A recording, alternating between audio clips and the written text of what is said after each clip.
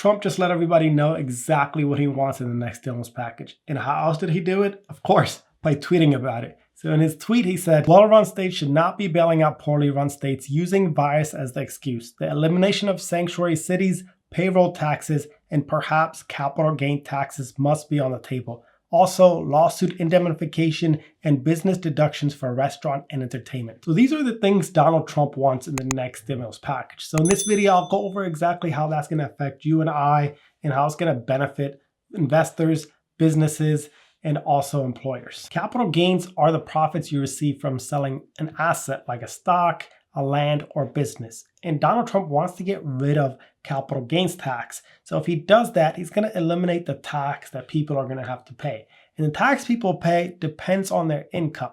If your income level is between $0 and $39,000, you have a capital gain tax of 0% for long-term capital gains.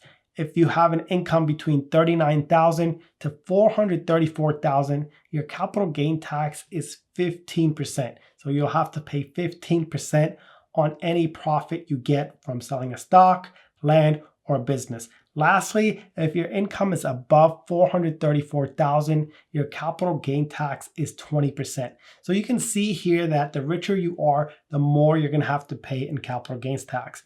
So if this gets eliminated completely, the rich people are the ones that are going to benefit. Because if you make less than $40,000, you have 0% that you have to pay into capital gains tax for long-term gains. Next, he wants to have payroll tax cuts to help employers and employees. Payroll taxes include Social Security and Medicare. So every paycheck, Social Security takes 6.2% of your paycheck and they put it in the Social Security fund. And Medicare takes 1.45% and they put it in a Medicare fund.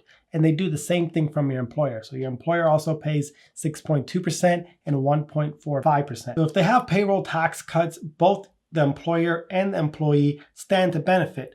But I think that the employer is going to benefit a lot more. For example, Amazon reported in 2019 they paid $2.4 billion in payroll tax. So if there was a payroll tax cut for a company like Amazon for a whole year, they stand to save about $2.4 billion. And the idea is that some company like Amazon would take that saving and they would put it into hiring more people or making sure they don't lay off more employees. But there is no guarantees for that. In fact, there are some companies right now that are paying dividends to their investors at the same time they're laying off employees. So this is not a really great idea to incentivize companies to not lay off people and to also use the money in a productive way. The people that stand to not benefit at all from a payroll tax cut are people that have no job, that have no employment. For you to get a payroll tax cut, you do have to have some sort of paycheck.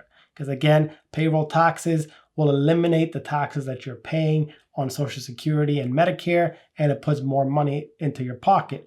And also, if you're somebody like an Amazon warehouse worker that's making $15 per hour, working 40 hours per week, you can only stand to make about $180 per month if there was a payroll tax cut. So you can see that mostly big businesses are the one that are going to be benefiting from a payroll tax cut. The other thing Donald Trump wants is lawsuit indemnification. So this has to do with businesses opening up early.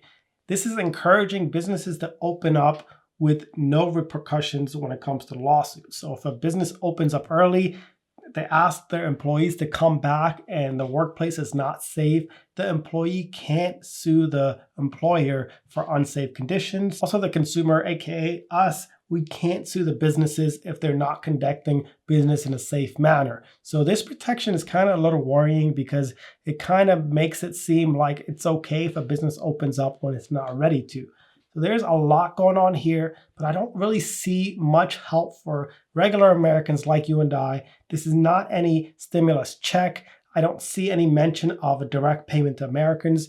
So I hope there are changes to this. What do you guys think about this? Do you guys like this? Do you guys hate it? Let me know in the comments. Thanks for watching, guys. I'll see you guys next time.